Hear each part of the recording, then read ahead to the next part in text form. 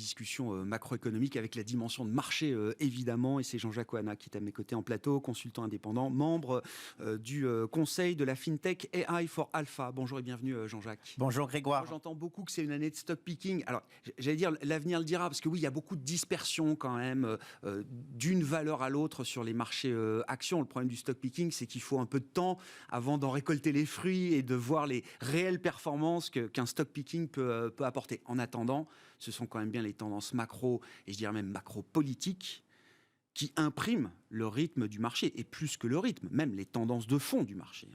Absolument. Et d'ailleurs, pour faire la transition, je dirais même que sur les actions, les disparités proviennent de disparités sectorielles.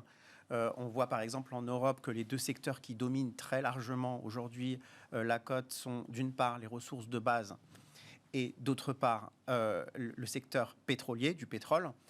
Donc on arrive naturellement à des thématiques macro et on en a trois qui dominent les marchés aujourd'hui.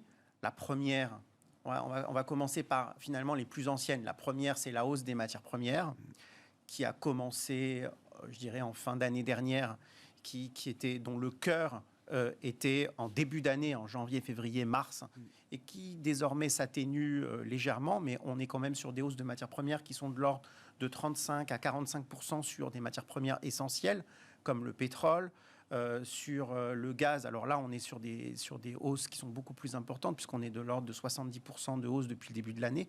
Bon, c'est très volatile. Et sur l'agriculture, par exemple sur le blé, on est sur des hausses de l'ordre de 40%. Et récemment, c'est un secteur qui, je dirais, se stabilise autour de niveaux qui demeurent très élevés. Le deuxième front sur lequel on a des tendances vraiment importantes, lourdes, c'est les taux d'intérêt. Et là, je dirais, c'est peut-être même la tendance la plus impressionnante, puisque sur les taux 2 ans, on a 200 points de base de hausse depuis 1 an.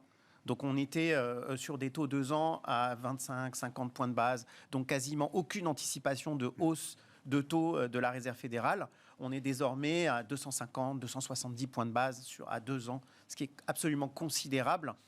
Donc c'est une hausse de taux qui est vraiment très importante en termes de standards historiques. Et pour donner une idée précise, pour objectiver cette hausse de taux, on a sur le 8e meeting, la 8e réunion de la Réserve fédérale, une anticipation de taux à 300 points de base, donc 3% de taux sur la Fed. On est aujourd'hui à 50 points de base. Ça fait 250 points de base d'anticipation de remontée des taux en 1 an. 8 meetings, 8 réunions de la Fed, c'est 1 an. Ça fait une moyenne de 30 points de base par réunion. Donc, ça veut dire qu'il y aura des réunions à 50 points de base. C'est pas que 25. Voilà. Et c'est toutes les réunions qui sont anticipées. Et pour comparer encore et remettre en perspective, entre 2015 et 2018, on avait eu 2,25% de hausse de taux de la Fed en 3 ans. Et là, on a la même anticipation de remontée des taux, mais en une seule année. Donc, on ne sait pas si la Fed va effectivement délivrer toute cette séquence, parce que cela suppose aussi une stabilité de l'économie américaine qui n'est pas certaine, absolument pas. Mais par contre, cela nous fait entendre l'ampleur de cette remontée des taux. Et de la même manière, on a eu une remontée des taux sur les obligations à 30 ans hypothécaires américaines qui sont passées de 3% à plus de 5% en 1 an, de manière très rapide. Donc ça, c'était la deuxième tendance. Et puis, troisième tendance, alors, mais tout se tient. Absolument. Matière première égale inflation, égale taux, égale dollar. Absolument. Et là encore, c'est une tendance, alors je dirais, qui est tout à fait logique du point de vue de la remontée des taux, puisque en fait, tout d'abord, elle résulte d'une disparité économique qui est massive, de croissance, aussi de relance budgétaire, puisque la relance budgétaire américaine a été record par rapport à ce qu'on a pu connaître depuis la Deuxième Guerre mondiale, à peu près 2 fois 15% du PIB en termes de déficit, ce qui est beaucoup plus important que l'Europe, 2 fois plus qu'en zone euro, par exemple. Aussi, en termes d'anticipation d'inflation, puisque sur l'anticipation d'inflation américaine, on est à 3% à 10 ans. 3% à 10 ans, c'est quand même le taux le plus important anticipé à 10 ans, donc sur une période longue, depuis 30 ans aux États-Unis. Donc c'est encore massif.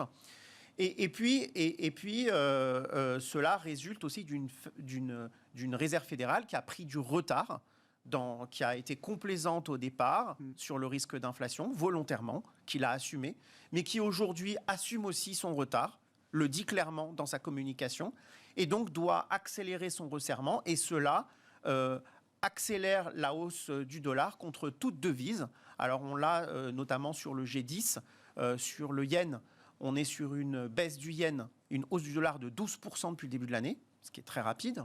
C'est notamment ce qu'on fait sur une bonne année en devise. 12%, là, on l'a fait en 5 mois. Et puis, on a la même chose sur l'Europe, sur les devises européennes, on est à 7% d'appréciation du dollar. Et puis, vous voyez, de l'autre côté, sur les devises, pour montrer qu'il y a vraiment des disparités qui sont extrêmement importantes sur les devises, et ça faisait peut-être 10 ans qu'on n'avait pas eu ce genre de tendance sur les devises, on a un réal brésilien qui s'apprécie de 12%. Ouais. Donc vous voyez les écarts. Oui.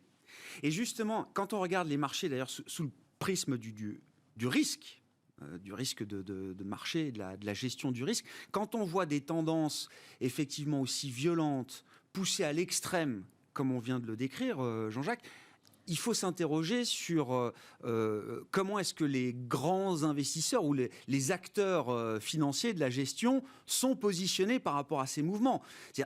Est-ce que ça génère beaucoup de pertes de trading, pour dire les choses simplement, ou chez des gros investisseurs qui pourraient justifier des liquidations, parce qu'on sait que ça, c'est le genre de phénomène dans les marchés. Un maillon qui saute quelque part... on a toujours peur du risque systémique qui peut suivre ou être généré par l'explosion d'un acteur. Qu'est-ce qu'on peut dire de ce point de vue-là ? Alors, nous, chez AI4Alpha, on réplique les grandes stratégies de hedge funds, notamment. Et ce qu'on peut voir, c'est qu'il y a des stratégies macro qui reviennent sur le devant de la scène, qui étaient passées sous silence ces 10 dernières années, parce que en fait, les thèmes venaient principalement soit du crédit, soit des marchés actions. Et aujourd'hui, ce qui se passe, c'est qu'il y a finalement les cartes. La volatilité macro redevient intéressante pour des acteurs qui sont capables de... Absolument. Alors, notamment, ce qu'on appelle les Commodity Trading Advisors, c'est les fonds de futur. Ce sont des fonds qui capturent par des algorithmes des tendances sur les marchés. Et ce qu'on peut voir, c'est que leurs profits cette année ne proviennent pas des marchés d'actions. C'est-à-dire sur les actions, ils ont fait plus ou moins zéro, peut-être certaines pertes. Donc, en fait, ils n'ont pas de position majeure sur les marchés d'indices boursiers. Par contre, ils sont très exposés à la remontée des taux. Ils ont gagné 10% à peu près depuis le début de l'année sur cette remontée des taux, ce qui est quand même considérable en termes de performance absolue.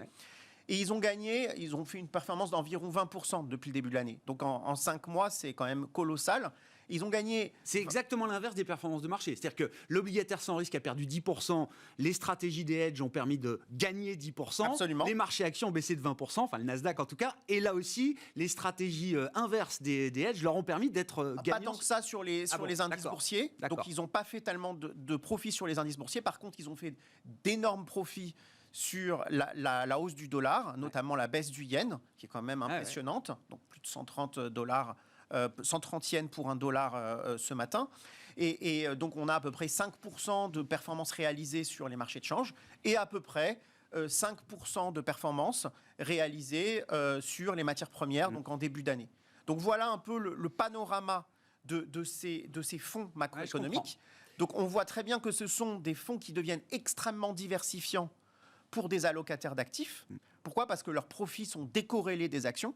Donc, en fait, on a des profits qui viennent de tendances macro sur les marchés et qui ne proviennent pas des marchés boursiers. Et donc, on voit que pour des allocataires qui ont été habitués à capturer finalement des primes de risque sur les marchés, donc qui provenaient des actifs risqués, eh bien là, c'est un changement de paradigme extrêmement important, puisqu'on voit que désormais, des profits peuvent venir d'autres marchés. Tout simplement parce que les banques centrales sont plus en retrait, elles sont obligées même de monter les taux. Les gouvernements ont fait finalement tous leurs efforts et sont aussi plus en retrait. Et on a des marchés qui sont beaucoup moins administrés, beaucoup plus livrés à eux-mêmes. Et donc finalement, toutes les tendances qu'on n'a pas connues ces 10 dernières années se réveillent et sont concentrés sur des laps de temps qui sont très courts. Quand on essaye d'être prospectif, à défaut d'être prédictif, Jean-Jacques, les outils que vous utilisez, est-ce qu'ils vous permettent de détecter, alors les prochaines tendances, je ne vais pas le dire comme ça, mais les prochains centres d'intérêt, ou même peut-être déjà les nouveaux centres d'intérêt de ces grands investisseurs aujourd'hui dans cette dimension globale macro? Alors, en réalité, les centres d'intérêt, ils sont en fonction du moment. C'est de manière très courte, etc. Mais ce qu'on voit, c'est qu'il y a quand même une persistance aujourd'hui des centres d'intérêt. Les tendances se passent le relais. C'est-à-dire que la semaine dernière, on parlait plus des taux. Cette semaine, on parle du change. Et peut-être que la semaine prochaine, on reparlera des matières premières. Vous voyez ? Donc, en fait, on a trois tendances qui se passent le relais. Et cela semble être assez persistant, puisque même sur la tendance des matières premières, c'est de la même chose. On parlait beaucoup de l'énergie, ensuite on a parlé beaucoup des métaux de base, avec la transition énergétique notamment, mais aussi le rôle cœur de la Russie pour l'approvisionnement de certains d'entre eux. Et puis maintenant, on parle beaucoup d'agriculture. Oui, bien sûr. Et donc, il y a une rotation sur ces thèmes qui fait qu'en réalité, ces fonds macro, où aujourd'hui, un réservoir de performance qui nous semble assez important et assez pérenne sur le long terme. Matières premières, taux, dollars. Voilà les trois gros sujets global macro sur lesquels certains investisseurs travaillent, en l'occurrence les hedge funds que vous avez pu citer. Merci beaucoup Jean-Jacques. Jean-Jacques Oana qui est avec nous en plateau pour nous livrer son analyse de marché, consultant indépendant et membre du board de la FinTech AI for Alpha, invité de Smart Bourse à la mi-journée. Voilà pour cette édition, on se retrouve en fin d'après-midi à partir de 17h pour une nouvelle heure ensemble sur Bismart.